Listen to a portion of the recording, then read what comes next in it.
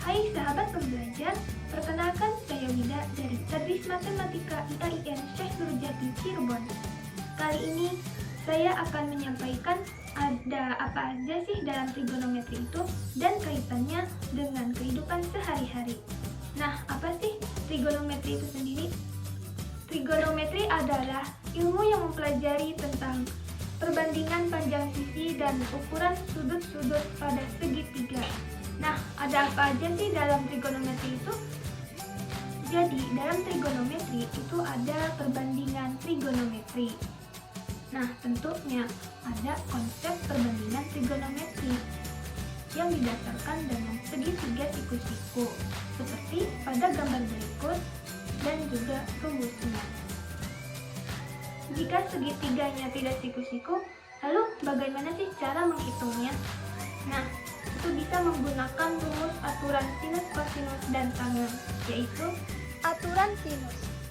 A per sin alfa sama dengan B per sin beta sama dengan C per sin delta. Aturan kosinus. A kuadrat sama dengan B kuadrat ditambah C kuadrat dikurangi 2BC dikali cos alfa. B kuadrat sama dengan A kuadrat ditambah C kuadrat dikurangi 2AC dikali cos beta. C kuadrat sama dengan A kuadrat ditambah B kuadrat dikurangi 2AB dikali cos delta. Luas segitiga. Luas sama dengan setengah BC dikali sin alfa. Luas sama dengan setengah AC dikali sin beta. Luas sama dengan setengah AB dikali sin delta. Nah, ini rumus-rumus untuk mencari luas segitiga.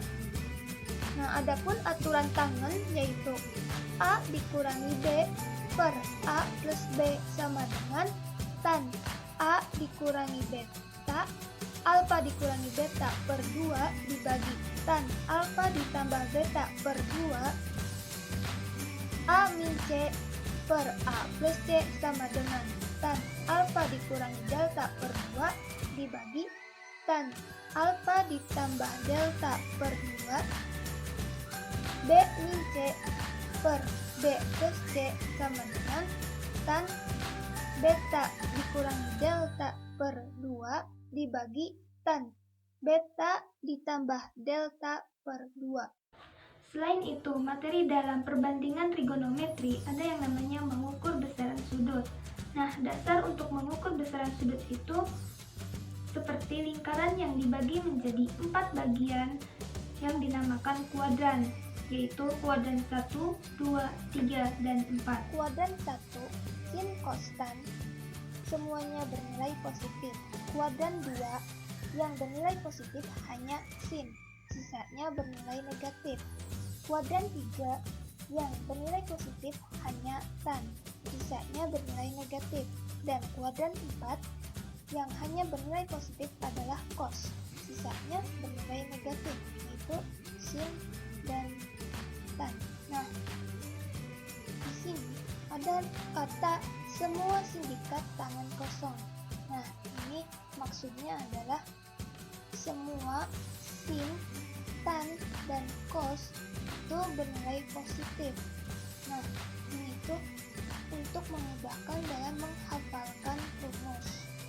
Adapun nilai-nilai trigonometri sudut istimewa yaitu Sin 0 derajat 0, cos 0 derajat 1, tan 0 derajat 0.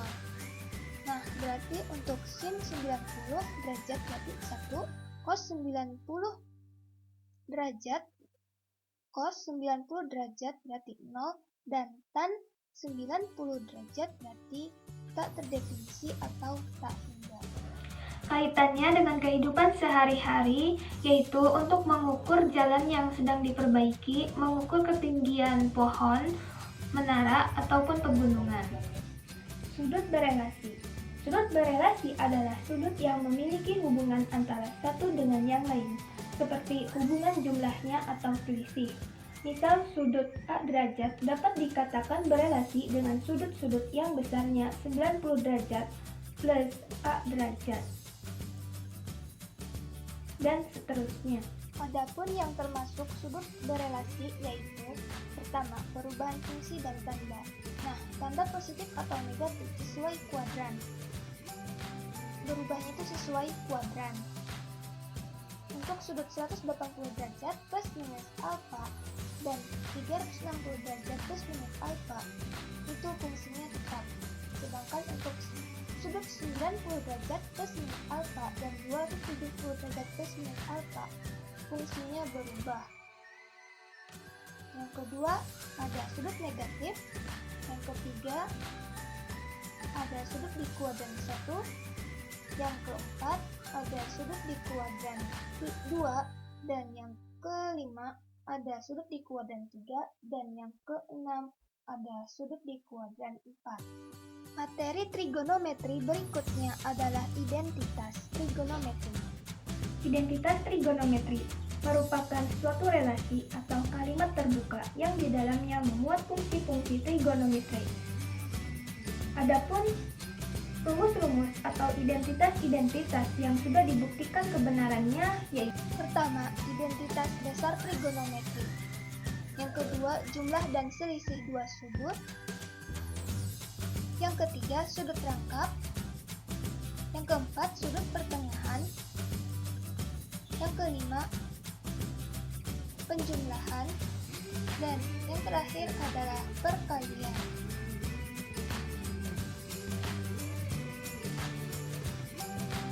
materi berikutnya yang termasuk materi trigonometri adalah grafik.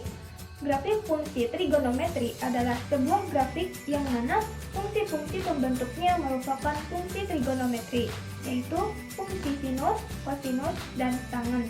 Adapun grafiknya seperti berikut. Grafik yang ini adalah grafik sinus, grafik kosinus, dan grafik tangen. Untuk lebih jelasnya, grafiknya seperti ini. Dalam kehidupan sehari-hari, fungsi sinus dan kosinus merupakan dasar bagi teori fungsi periodik seperti pada gelombang suara dan cahaya. Dan juga Seperti arsitek menggunakan trigonometri untuk menghitung beban struktural, kemiringan atap, permukaan tanah, dan banyak aspek lain termasuk bayangan matahari dan sudut cahaya. Dalam kehidupan sehari-hari, trigonometri juga digunakan dalam menghitung ketinggian gelombang air laut.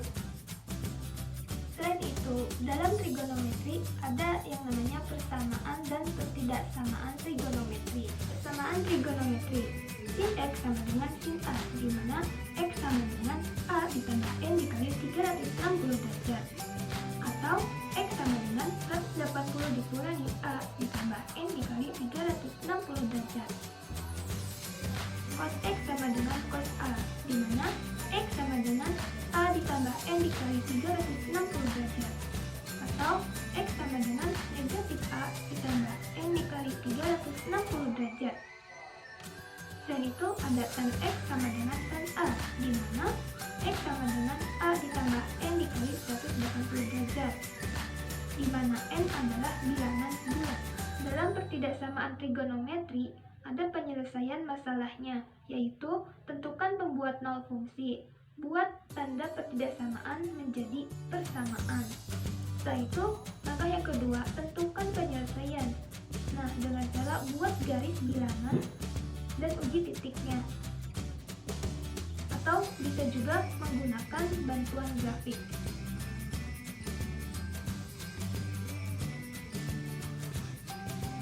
Materi selanjutnya adalah koordinat polar. Koordinat polar atau disebut juga koordinat kutub merupakan sistem koordinasi dua dimensi, di mana titik bidang itu ditentukan dari jarak titik yang sudah ditetapkan, dan besar sudut ditentukan dari arah yang sudah ditetapkan. Koordinat polar menunjukkan letak suatu titik itu berdasarkan sudut terhadap sumbu X, positif, dan jarak dari titik pusat. Koordinat polar berhubungan juga dengan koordinat kartesius. Oleh karena itu, jika diketahui sebuah koordinat kartesius, nah kita bisa mengkonversinya ke koordinat polar, begitu juga sebaliknya. Adapun rumusnya adalah XA, YA, maka R sama dengan akar X kuadrat ditambah Y kuadrat.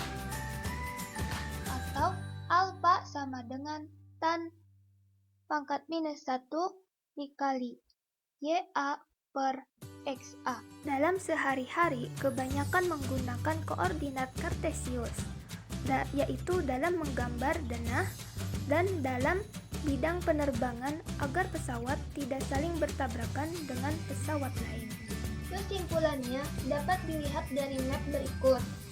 Di situ bahwa trigonometri itu mencakup materi perbandingan trigonometri, kesamaan sudut berelasi, aturan segitiga, persamaan trigonometri, pertidaksamaan trigonometri, identitas trigonometri, grafik fungsi trigonometri, dan koordinat polar.